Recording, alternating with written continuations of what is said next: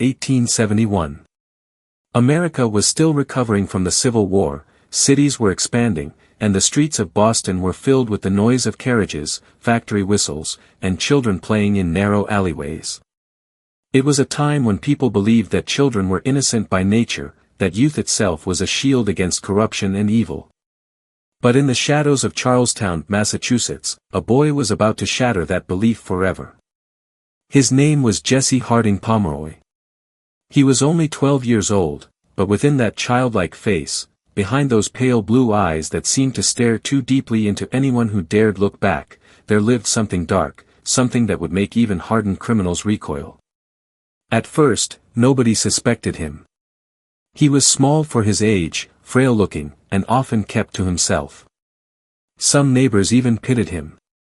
But children who crossed his path quickly learned the truth: Jesse did not play like other boys. While others tossed marbles or chased hoops down cobbled streets, Jesse lured younger children into hidden places, abandoned sheds, remote marshes, quiet railroad tracks. What happened there would become the subject of whispered rumors and terrified testimonies: the whippings, the cuts, the pins pressed into tender skin.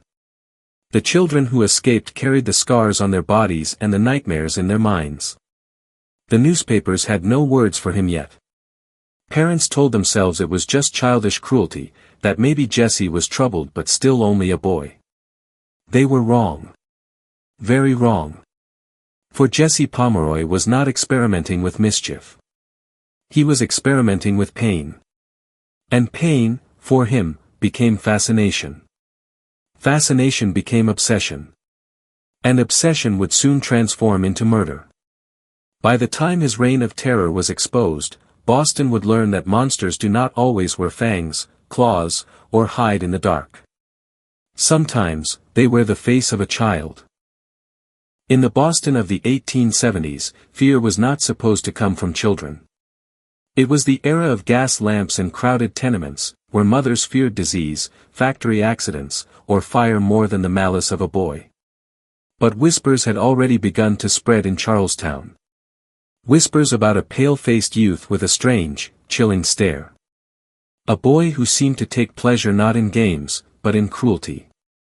His victims were never adults, never those who could fight back, they were always children, smaller and weaker than himself. The stories were consistent, and they were terrifying.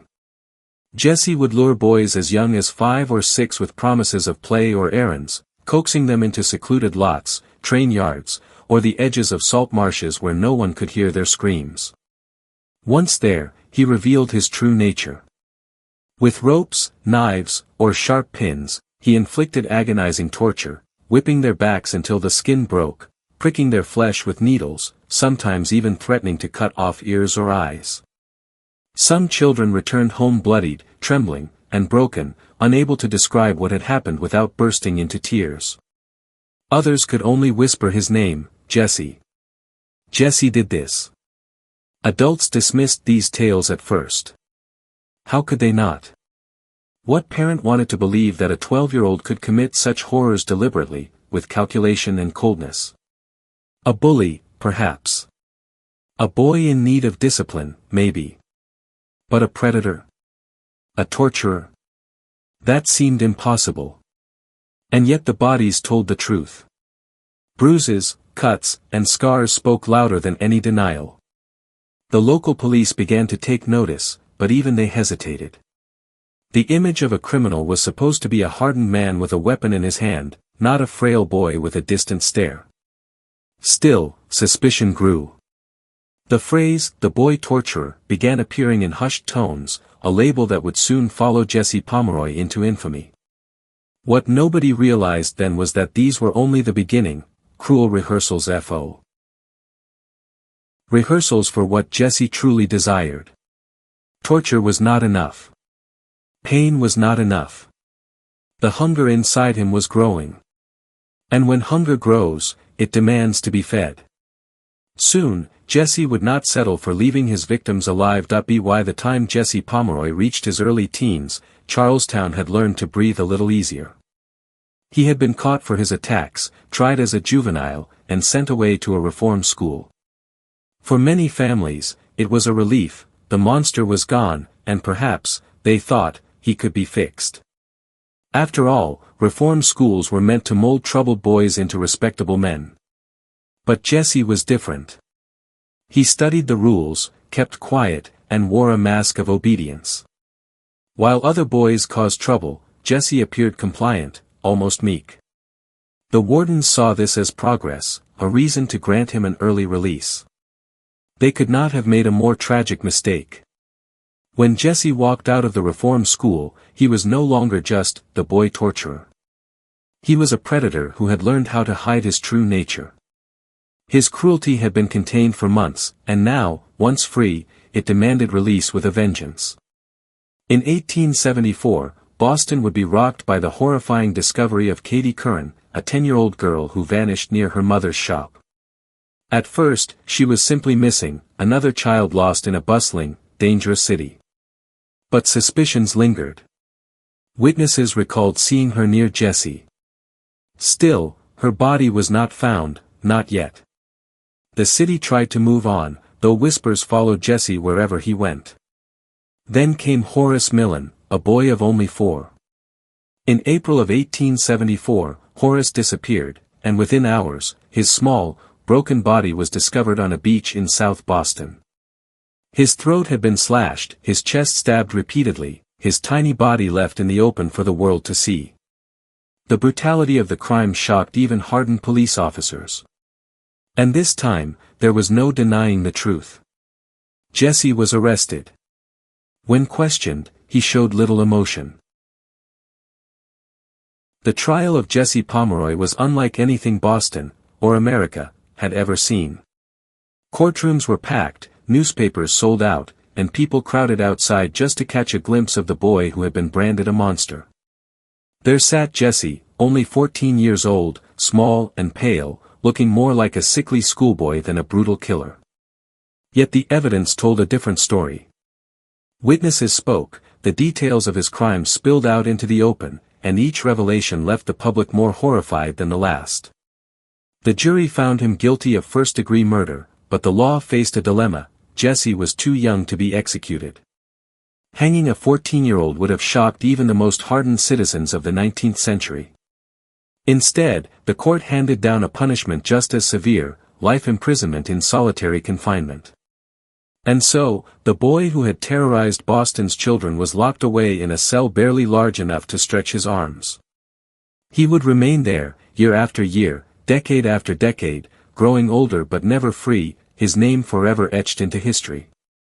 By the time he died in 1932, Jesse Pomeroy had spent nearly 60 years behind prison walls, a lifetime spent with only his thoughts for company. He entered prison as a child, and he never truly left it. To this day, Jesse Pomeroy is remembered as America's youngest serial killer, a chilling reminder that evil can hide in the most unexpected of places, even in the face of a child.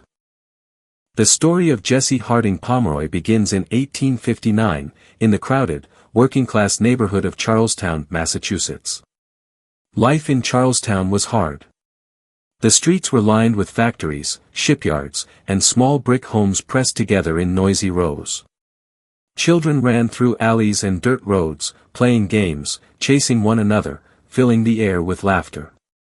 But not every child belonged to that laughter. Not every child fit into the world of innocent play. From the beginning, Jesse was marked as different. He was a small boy, thin and pale, with one particular feature that made him stand out: a milky white film that covered his right eye. It caused the eyelid to droop slightly, giving him a look that others found unsettling.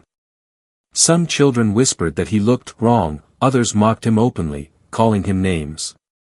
And in the unforgiving world of children, physical difference was often enough to make someone a target. Jesse was bullied often and harshly. At home, things were no better. His father, Thomas Pomeroy, was a man of violence.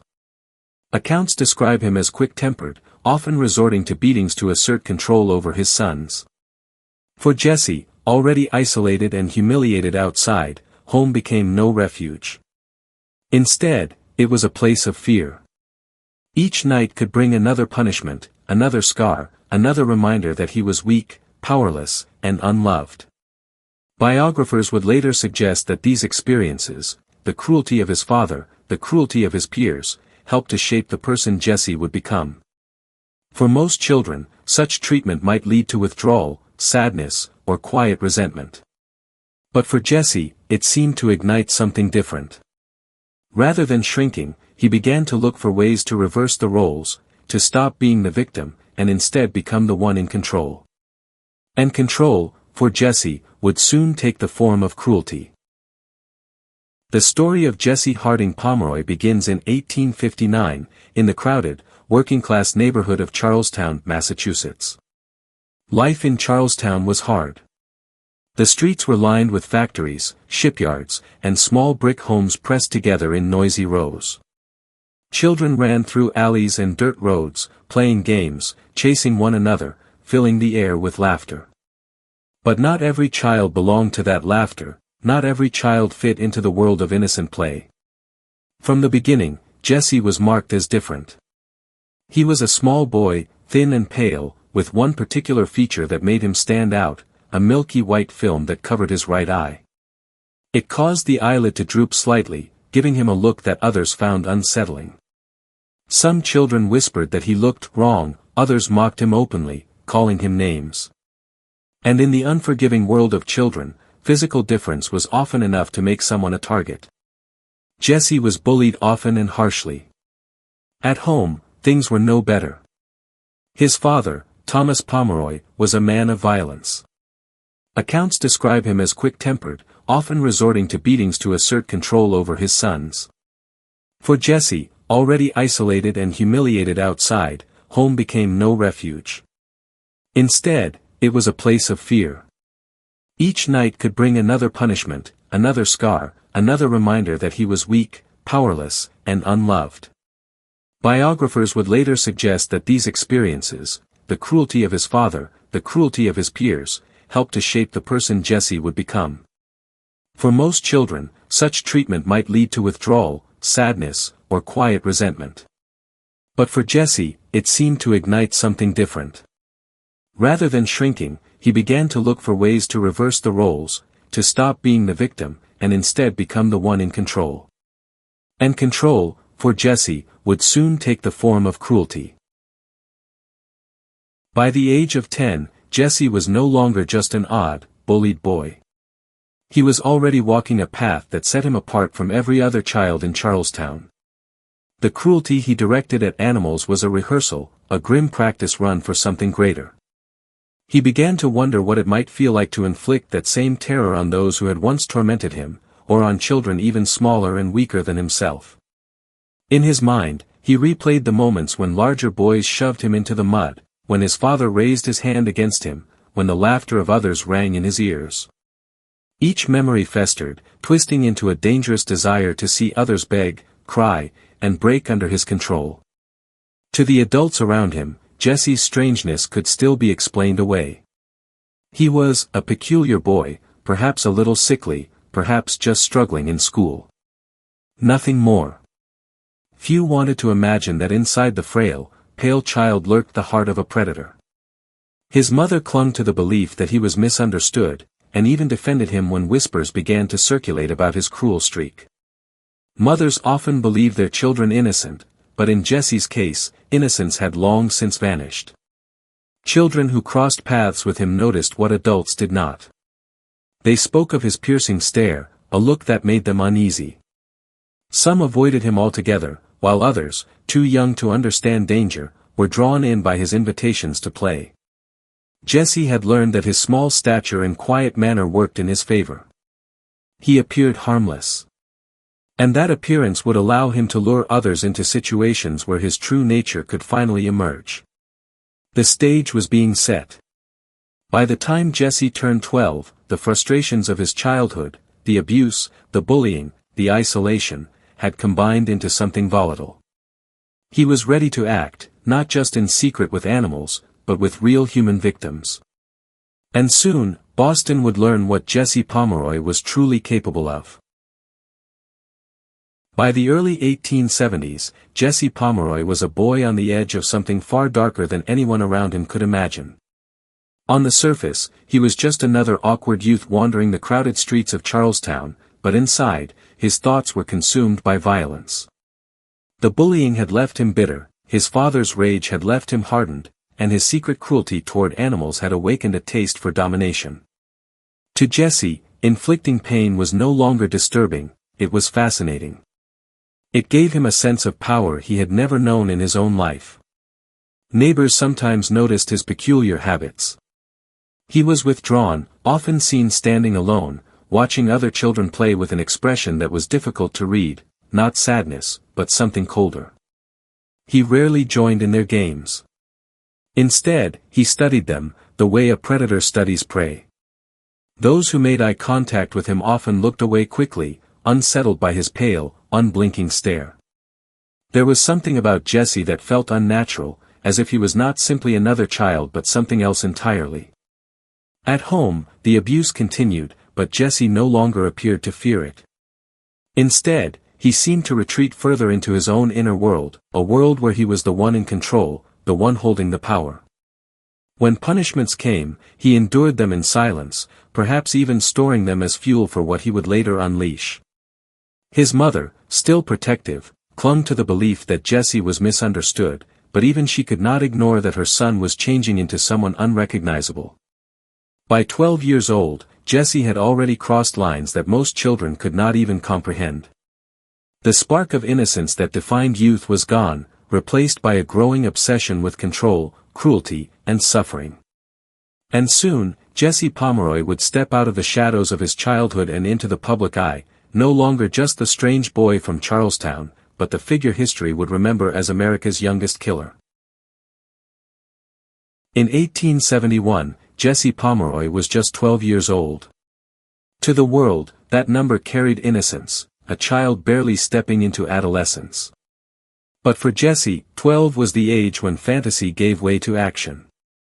No longer satisfied with tormenting animals, he turned his attention toward those who mirrored his own vulnerability, other children.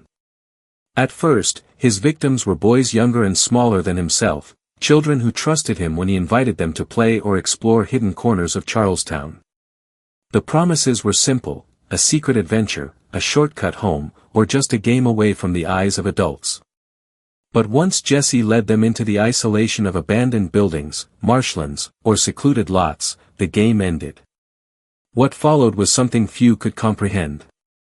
He bound some of the boys with ropes, stripped others partially, and inflicted brutal whippings with sticks, belts, or his bare hands. When that no longer satisfied him, he escalated. Jesse carried pins and knives, pressing them into the tender flesh of his victims, stabbing and cutting just enough to draw blood without killing them. For Jesse, their screams were not a warning to stop, they were the reward. The boys who survived these encounters stumbled home bruised, bleeding, and terrified. Their parents, horrified, listened to the trembling accounts of a boy with a strange, pale eye who had tricked them and then tortured them. But when these stories reached the ears of neighbors and authorities, the reaction was disbelief. How could a 12-year-old child commit such acts deliberately, with cruelty and precision? Adults wanted to dismiss it as exaggeration, childish fantasy, or rough play gone too far. But the evidence, the wounds, the scars, was undeniable. Something was terribly wrong with Jesse Pomeroy. And these attacks were only the biggie. When Jesse was finally brought before the court in 1872, the evidence against him was overwhelming. Several boys testified, their bodies bearing the marks of his cruelty. The community, stunned by the idea of a 12-year-old torturer, demanded justice. Yet because of his age, Jesse could not be treated as an adult criminal. Instead, the court sent him to the Westboro Reform School, a correctional institution meant to rehabilitate troubled boys through discipline, education, and labor. For many in Boston, this seemed like the right outcome. A reform school, after all, was not a prison. It was a place of second chances, where wayward children might learn structure and respect. Parents hoped the experience would cleanse Jesse of his violent urges and prepare him for a normal life. But Jesse Pomeroy was not like other children. From the moment he entered Westboro, he understood how to play the system. While other boys acted out, fought, or disobeyed the staff, Jesse kept his head low. He followed orders. He feigned obedience. He did his chores without complaint and his lessons without protest. To the teachers and wardens, he appeared to be improving, a model student compared to the troublemakers around him. But beneath that mask of good behavior, Jesse was unchanged. His mind remained fixed on the images of his past cruelties, on the screams of his victims, on the power he had felt when others begged him to stop. In the quiet of his cell at night, he nurtured those thoughts like a secret fire. He had not reformed, he had learned patience. After just over a year, officials praised Jesse's progress and made a fateful decision. Believing he was rehabilitated, they released him back into the world in 1874. They could not have known that they had just unleashed a predator more dangerous than before. When Jesse Pomeroy walked out of the Westboro Reform School in 1874, he was only 14 years old. To the staff who had watched him carefully, he seemed like a success story, a boy who had learned discipline, who had reformed his ways. But they had been deceived. Jesse had not been cured of his darkness. He had only learned how to hide it better. At first, his return to Boston was uneventful. He blended into the city's busy streets, seemingly just another youth trying to find his place. But inside, the hunger for cruelty gnawed at him. The memories of his earlier tortures were not enough. He needed more. This time, he would not be satisfied with leaving his victims alive. The first to vanish was Katie Curran, a bright 10-year-old girl. She disappeared while running an errand for her mother. Witnesses last saw her near Jesse's shop, but no one could prove what had happened. Katie's body would not be found until months later, hidden in a basement, her remains bearing the marks of Jesse's violence. Then came Horace Millen, just 4 years old. In April of 1874, he followed Jesse down to the beach in South Boston, innocent and unsuspecting. Hours later, his body was discovered, his throat slashed, his chest stabbed repeatedly. The brutality shocked even hardened police officers. Unlike the secretive tortures of his past, this killing was an open display, a declaration of what Jesse had truly become.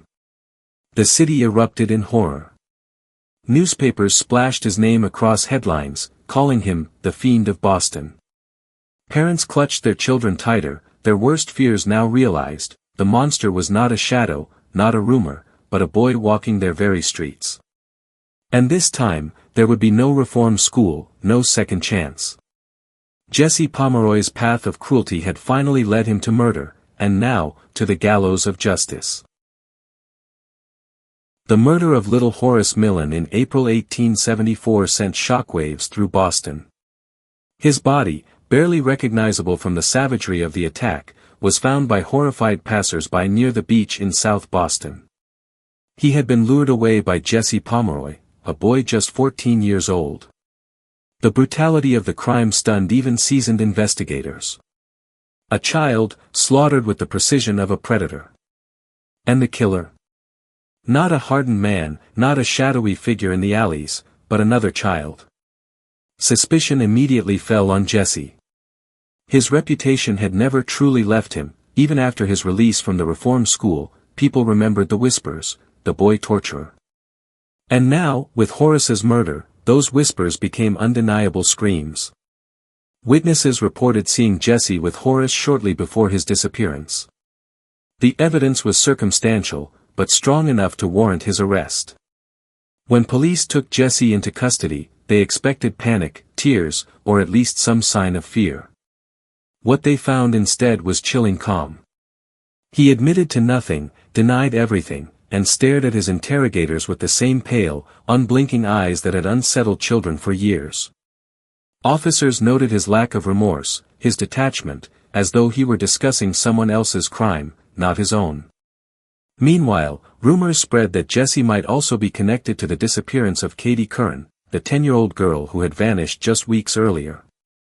Though her body had not yet been discovered, suspicions grew that Jesse had silenced more than one victim. The public was furious.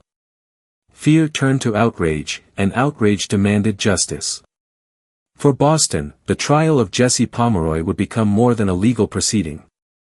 It would become a test, of the law, of morality, and of how society could possibly reckon with a murderer who was still only a boy. Jesse Pomeroy's arrest ignited a storm in Boston. Newspapers rushed to print the story, their headlines screaming with outrage, "The Boy Fiend," and "Monster in Human Shape." Citizens crowded the streets, eager for updates, horrified yet unable to look away. The image of a pale-faced teenager accused of such unspeakable acts captured the public imagination in a way few crimes ever had. Parents who once dismissed the rumors now saw their worst nightmares confirmed. The monster stalking their children was not some shadowy man in the alleys, but a boy they might have passed on the street. In the days following his arrest, police searched for more evidence.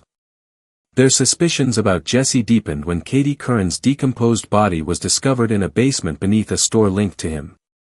The gruesome discovery confirmed what many had feared: Horace Millen was not Jesse's only victim. The details of Katie's death were too horrific to print in full, but the brutality mirrored Horace's fate. With 2 murders now tied to his name, Jesse's image as a misunderstood boy evaporated completely. He was no longer just the boy torturer. He was Boston's very own serial killer. In court, the scene was surreal. Jesse sat quietly, his small frame swallowed by the wooden bench, looking more like a sickly student than a killer. Yet as witnesses recounted his crimes, the courtroom was gripped by horror. Parents wept openly. Some turned away, unable to listen. And all the while, Jesse's face remained expressionless, his pale eyes blank, as though none of it concerned him. The prosecution painted him as a monster beyond saving, a danger to society who must never walk free again. The defense, however, pleaded for mercy, arguing his youth made him incapable of fully grasping the weight of his actions.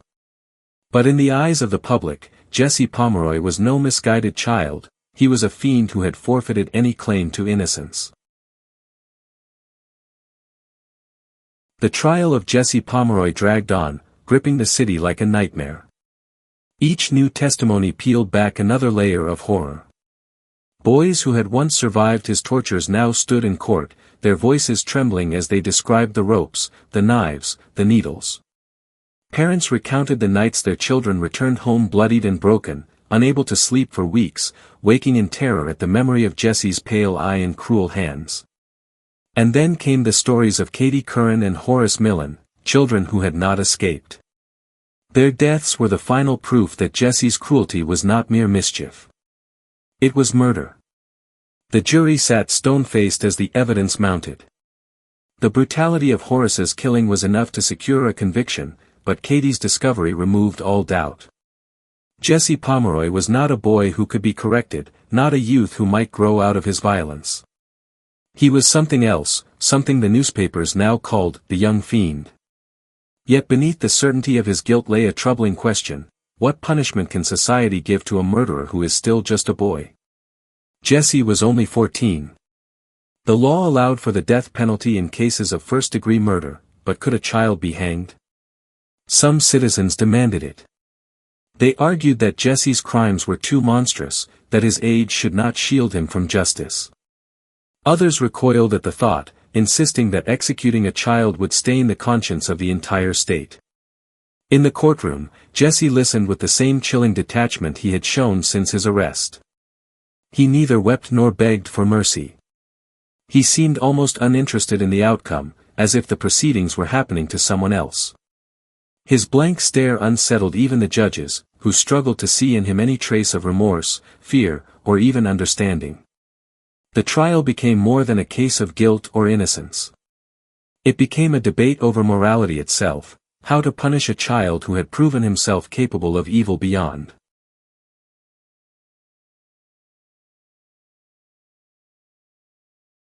At last, after weeks of testimony and mounting outrage, the jury returned with a verdict that would cement Jesse Pomeroy's place in history: guilty of first-degree murder. The courtroom fell into a heavy silence as the words were read. Some had expected cheers, others gasps, but instead there was only a grim, quiet recognition that Boston's darkest fears had been confirmed. A boy of just 14 years old had been judged not only a murderer, but a monster. The verdict, however, left the court with an agonizing dilemma. Massachusetts law demanded that first-degree murder be punished by death. Hanging was the standard sentence. Yet the idea of executing a child unsettled even the harshest critics. Could society stomach the image of a noose around the neck of a boy whose voice had not yet deepened, whose frame was still thin and childlike? The decision fell to the governor, who reviewed Jesse's case with grave consideration. In the end, the sentence was commuted. Instead of the gallows, Jesse Pomeroy would spend the rest of his life in prison, in solitary confinement. It was a punishment many considered worse than death itself, to live out his days alone, sealed in a narrow cell, cut off from the world, with nothing but silence and his own thoughts. For the people of Boston, it was a compromise. Jesse would not walk free, nor would they stain their conscience with the execution of a child. But as the prison doors closed behind him, one truth echoed through the city: innocence was no protection against evil. Jesse Pomeroy had proven that even the face of a boy could mask the heart of a killer. And while his trial had ended, his story was far from over. Jesse still had a lifetime to serve, a lifetime that would stretch on for nearly 6 decades, in the cold and crushing darkness of solitary confinement. When the heavy iron doors of Charlestown State Prison shut behind Jesse Pomeroy in 1876, he was only 16 years old. A boy condemned not to death, but to something perhaps even harsher, a lifetime in solitary confinement. His cell was small, barely large enough to stretch his arms across, with stone walls that swallowed sound and a single barred window that admitted only a sliver of light. It was here, in this coffin of concrete and iron, that Jesse would spend nearly his entire life. At first, there was hope among reformers that solitary confinement might correct him, that isolation would strip away his violent urges and leave behind something human. But solitary is a sentence not of reform, but of slow erasure. The silence grows heavy, the days bleed together, and the mind, with nothing to cling to, begins to collapse in on itself. For Jesse, this was to be his world, years upon years marked only by the passing of guards, the clanging of doors, and the endless stillness of his own thoughts. Yet Jesse did not collapse right away. In those first years, he resisted the crushing weight of loneliness. He read whatever books were allowed, filled pages with writing, and studied maps, as though trying to escape through imagination. He sent letters pleading for release, insisting he had changed, that he deserved another chance. But the city remembered Katie Curran and Horace Millen. They remembered the bruised and broken boys who had survived him. Boston's answer was always the same: Jesse Pomeroy would never walk free. As months became years, Jesse's body began to change. He grew taller, but thin and frail. His hair darkened, his skin grew pale from lack of sunlight, and his eyes took on a haunted look. He was aging, but not living. Each year that passed was another reminder that he had entered prison as a boy and would likely die there, an old man who had spent nearly every day of his life staring at 4 cold walls.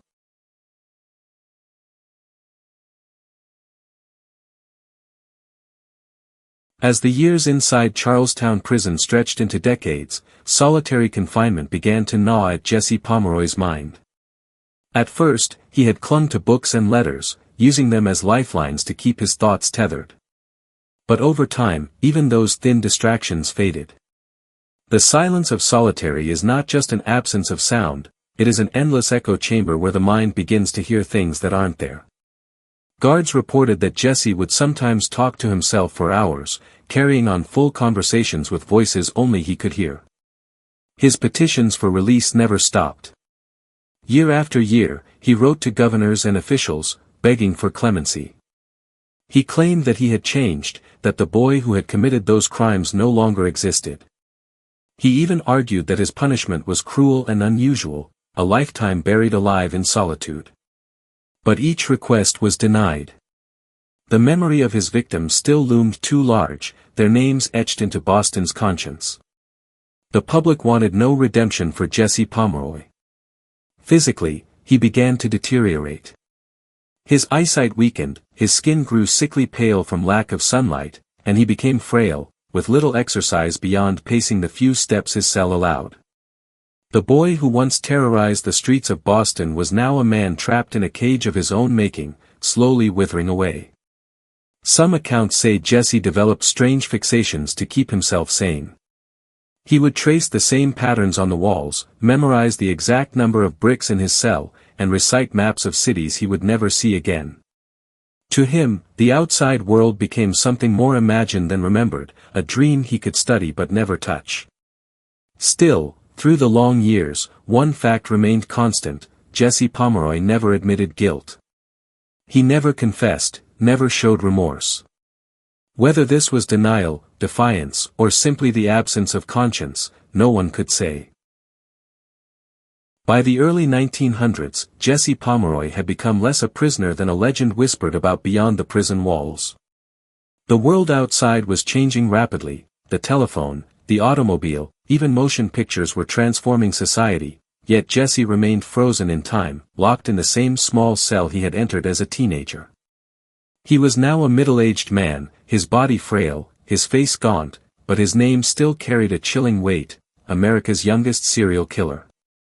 Inside Charlestown Prison, Jesse's existence had become mechanical. He rose, ate, and slept at the same hours each day, under the watchful eyes of guards who treated him as a relic of a darker age. Most prisoners served their sentences and were eventually released, but Jesse was different. He was not seen as a man paying for a crime.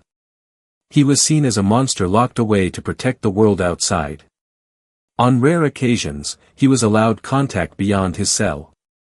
Reporters who sought interviews described him as unsettling, polite, soft-spoken, yet with an unnerving intensity in his pale eyes. Some left believing that he remained dangerous, even after decades of confinement. Others pitied him, seeing not a monster but a broken man who had been entombed since boyhood. The prison staff often debated his fate. Some felt solitary had served its purpose and that keeping him locked away any longer was cruelty.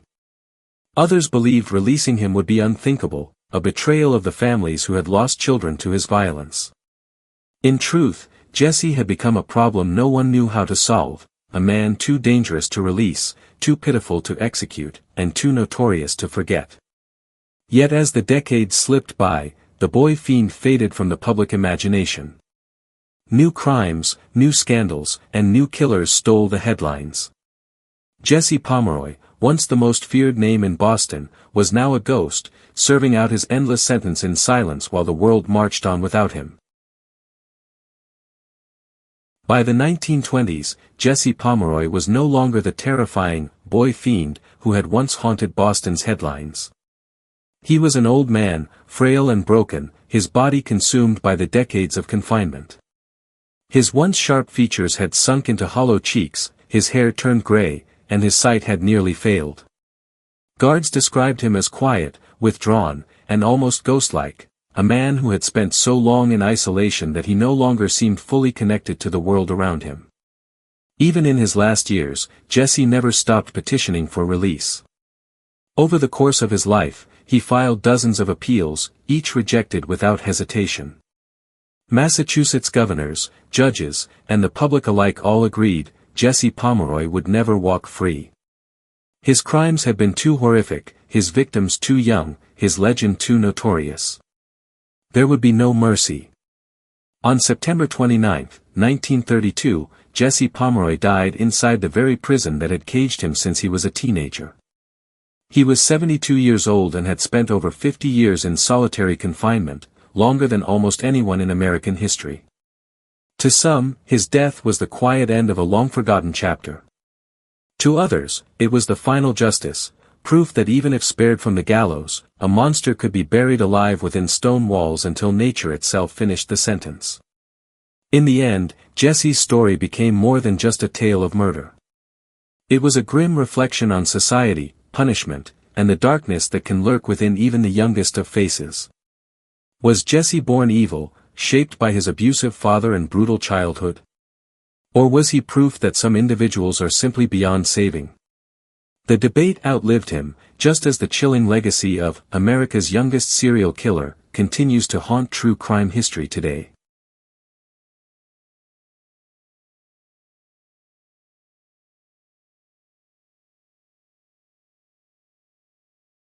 The story of Jesse Pomeroy is unlike almost any other in American crime history. At just 12 years old, he began a campaign of cruelty that escalated from torture to murder, earning him the title, the Boy Fiend. By 14, he was tried and convicted, and instead of being executed, he was locked away in solitary confinement, a punishment that lasted for more than half a century. His case continues to spark debate even today. Was Jesse a product of abuse and neglect, the inevitable outcome of a violent father and a cruel childhood? Or was he something far darker, a child born without empathy, without conscience, destined to become a killer no matter the circumstances? In many ways, the truth may never be known. What we do know is this: Jesse's crimes changed the way America looked at juvenile offenders. He forced society to confront an unthinkable reality, that innocence can mask evil, and that even the face of a child can hide the heart of a monster. When Jesse Pomeroy finally died in 1932, the world had long since forgotten him. But his story still lingers, a chilling reminder that some horrors are timeless. And perhaps the most disturbing part of all is not what Jesse did, but how young he was when he first discovered the thrill of cruelty. So, what do you think? Was Jesse Pomeroy a victim of circumstance, or was he born a killer? Let me know your thoughts in the comments below. And if you found this story chilling, don't forget to like, share, and subscribe for more true crime deep dives. Because sometimes, history's darkest tales aren't about monsters lurking in the shadows, but about the ones who walk among us, wearing the face of a child. Jesse Pomeroy was only a boy when he shocked America, but he wasn't the only child who left a trail of terror. In fact, history is filled with cases where innocence hides unimaginable darkness. If you think Jesse's story was disturbing, wait until you hear about next case name, a tale even darker, with twists you won't believe. Click on the video right here, and I'll take you there.